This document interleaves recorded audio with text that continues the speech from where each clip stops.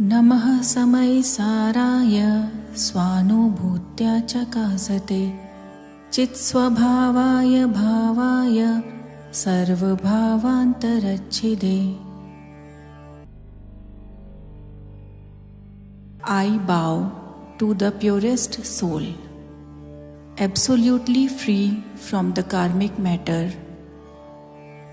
whose attribute is consciousness, that can only be known and revealed by the self to the self. That is all-knowing, which means it knows all the living and non-living substances of the universe at once, in their totality. I bow to the Absolute Soul, to the God Soul.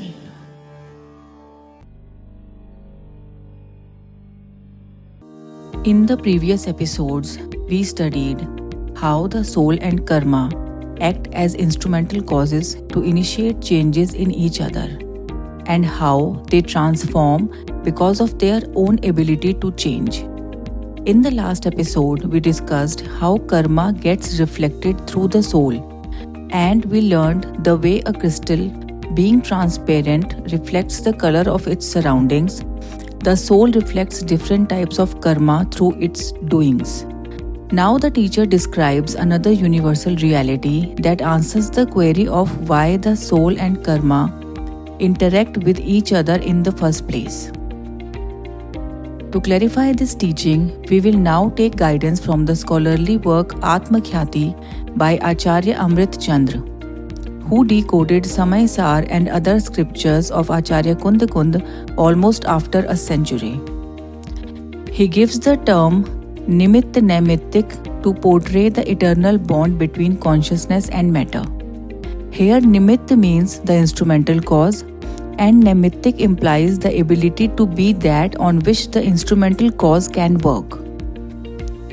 In the context of soul and karma, Acharya Amrit Chandra says, the psychic dispositions of the soul are its own weaknesses, and matter's ability to be bound around the soul is caused due to its own quality. However, both possess the mutual quality of being an instrumental cause to each other. It is because of this quality that they influence each other.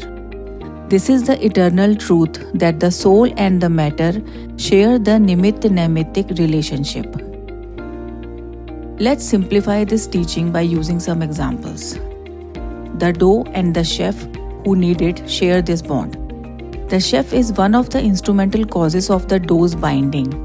However, if the dough is old and has lost its ability to be bound, none of the instrumental causes would work. Other instrumental causes in kneading the dough along with the chef are sunlight, water, heat, etc. The second example is whenever we put a pan on the gas flame, the pan and the flame share the same bond. If they don't, the pan won't be heated and cooking won't be possible. Another example is when we blow out a candle, the wick stops burning. The blow and the stopping of the light share the Nimitt-Naimittik bond. Let's analyze the same examples through a slightly different perspective when this bond doesn't work. No matter how expert a chef is, he cannot bind the rice or pulses in the form of dough because rice and pulses do not have the quality to be bound. If we put a plastic pan on the flame, needless to mention we won't be able to cook. If a house is burning, no matter how many people try to blow the fire off, the fire won't stop because the magnitude of the fire and the blows share no such bond. We can ask ourselves, does this logic make sense? Look around, observe a few scenarios, live with this teaching, and gradually you will realize that this bond is in action everywhere. No event is possible without this bond of Nimitt-Naimittik. Morning is one of the instrumental causes to wake us up. Education is one of the instrumental causes of getting a good job. If someone throws a burning matchstick at the heap of the dry grass, it will catch fire only because the fire and the dry grass share the bond of Nimitt-Naimittik. As of now, let us focus on the key takeaways from today's lesson.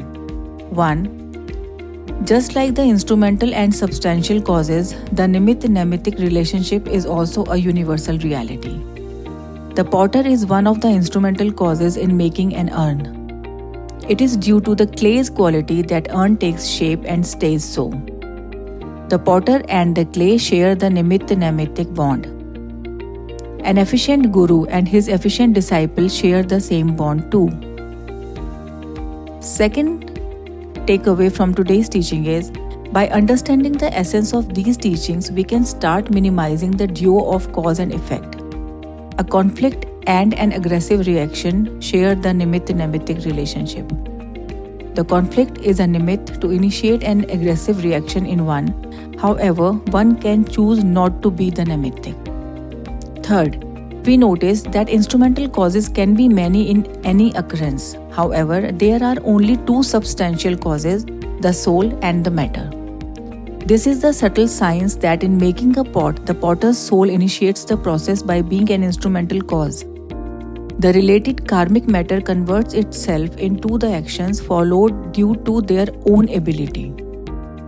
Fourth, the unique thing about India's ancient thinkers is that they want us to be independent. They give us the keys in the form of different philosophical theories to decode reality ourselves, as truth cannot be served on a plate.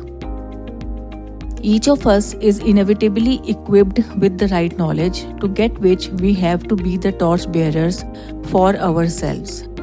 That is why in India we are taught to focus on Appadipo Bhavaha, which means be a light unto yourself, and Har Har Mahadev, which means everyone is the Supreme God.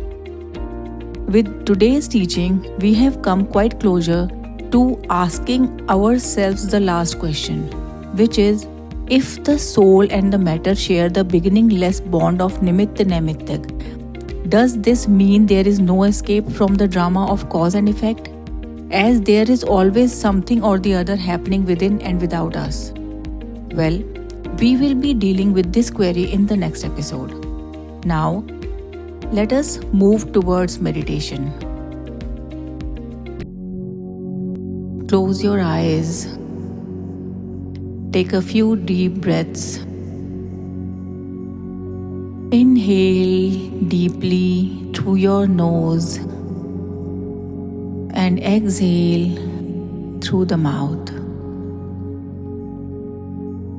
During the process of breathing, keep loosening every muscle, every joint of your body.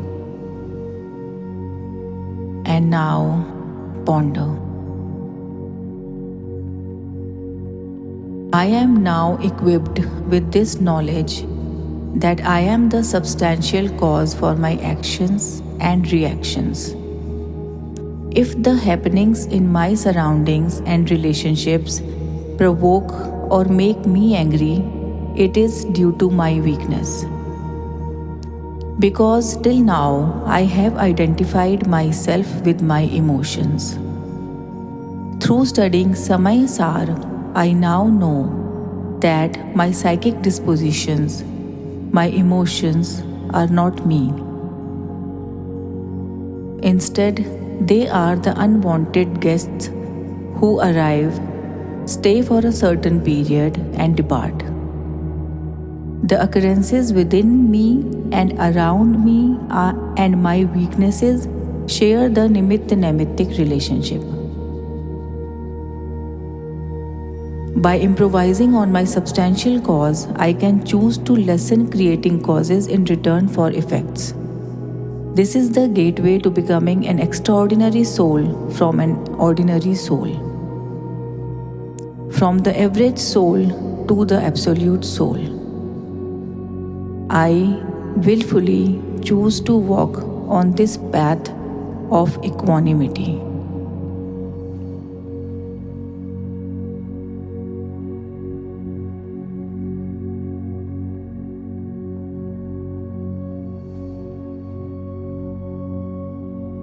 You may now open your eyes.